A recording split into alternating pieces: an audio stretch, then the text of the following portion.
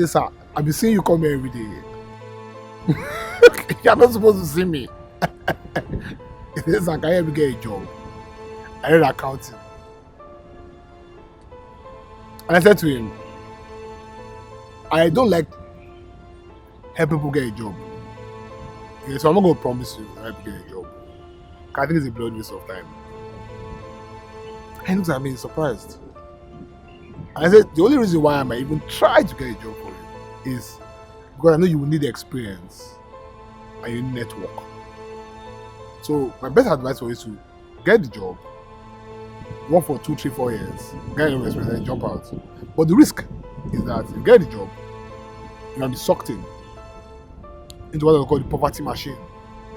So our friends work in banks, and on the average, every bank promotes at 5 years.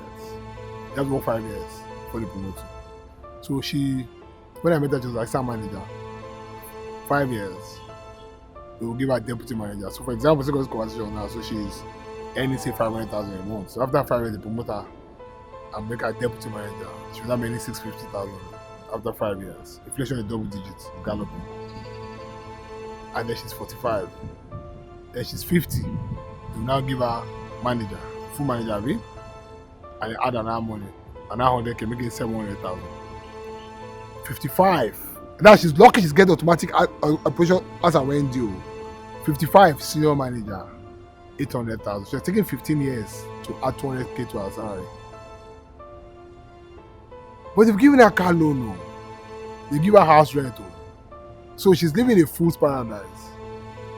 She's living in this kind of house. She's driving fine cars, all on debt. It's a whirlpool of deceit. It's a whirlpool of deceit. So you find yourself.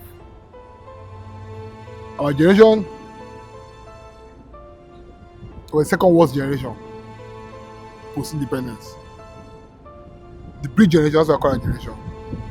40 to 60. The generation ahead of us were trained by the British to take over.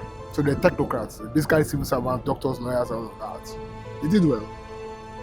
They were not taught to think far and wide. So they were taught to. However, very few of them who thought outside the box made a lot of money. Fajem Morocco in this world. Go and read their stories. They didn't do anything extraordinary.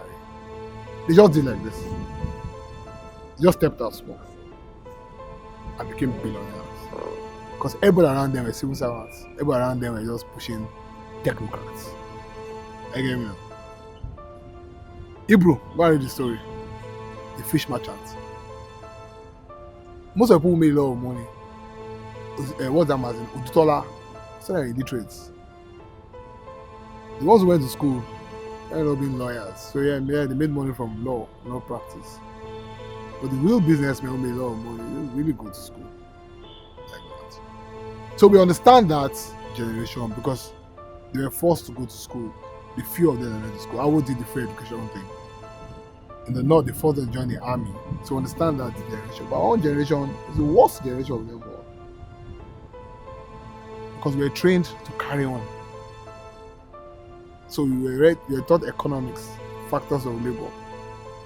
But they didn't tell you about the entrepreneurship. They didn't spend too much time on entrepreneurship. They just told you land, capital, entrepreneurship, move on. They didn't deep in that entrepreneurship part of it because we're all trained to continue with the stupidity. This generation have forced themselves out of that. That's why now you're sitting out here. They've given us a platform to fulfill ourselves. They've built a $3 trillion industry in the entertainment industry. They built a multi-billion-dollar service industry. 70% of bikes, logistic bikes in Lagos, are owned by young girls. Are you seeing that? That's how I believe in this country. The elites have sent their children abroad, so we have a large catchment of Nigerians outside who are not thinking like us. They will come back. Whether I like it or not, they will come back and they will build the country. So my advice is just do you. You don't allow the immediate needs, because that's what shortages a lot of people. if I jump out of work now, how will I pay my school fees? How will I pay my child? How will I feed all of that? Because the money will not just come. I see that like this year now, I don't make any money. I don't even know how to pay my bills. But I make money. So I think very weak people at above 40, the current series I'm looking at job. I think those are very weak people. I think they are people who should be flogged. Because the opportunities everywhere. You get. And it's not free. You have to work hard for those opportunities for it to be able to win. So there's no gravy train. It's not going to fall on your laps. I was looking for money for Emotan, my last pay in Benin. I wrote 800 letters. I stopped card at 800, so I wrote much more. 95% rejected me. But I raised over 50 million naira. So that means that less than 5% gave me the money. But I wrote.